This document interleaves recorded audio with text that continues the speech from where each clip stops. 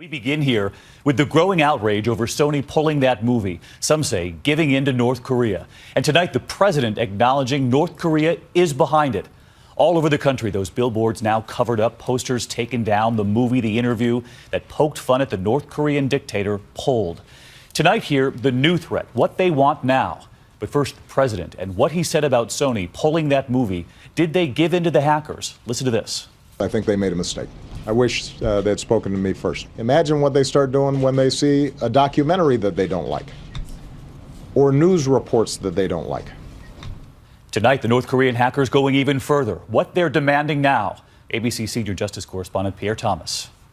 Today, the U.S. government pointed the finger of blame directly at North Korea for the devastating cyber attack against Sony Pictures. They caused a lot of damage, and we will respond. We will respond proportionally, and we'll respond in a place and time and manner that we choose. The extraordinary response coming after FBI investigators pieced together a trail of clues, including IP addresses apparently linked to Pyongyang, lines of computer code used by North Korean hackers in the past, and striking similarities between this attack and a series of devastating cyber assaults targeting South Korean banks and cell phones last year. You two are going to be in a room alone with Kim. The unprecedented attack, all because the North Koreans were angry about a movie depicting the assassination of their leader. Take him out. Sony canceling the movie's Christmas release after the hackers threatened American moviegoers, and theaters refused to show it. But Sony's president told CNN Today his company had no choice. We have not caved, we have not given in, we have persevered, and we have not backed down. But today the hackers took a victory lap, sending Sony a new message, praising the company's very wise decision to halt the movie showing,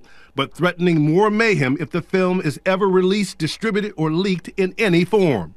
The masterminds, likely part of a secretive North Korean spy unit called Bureau 121, tasked with developing an army of so-called cyber warriors, recruited as children and trained for years at this military school.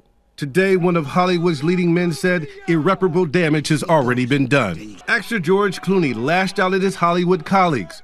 He said when he went to industry heavyweights last week, asking them to publicly support Sony, no one would. This is how scared this industry has been made, Clooney told Deadline.com. He added, "We have allowed North Korea to dictate content. That is just insane." NPR's with us live in Washington. I understand we're hearing even more from Sony. They're going to try to get some version of this movie out there now?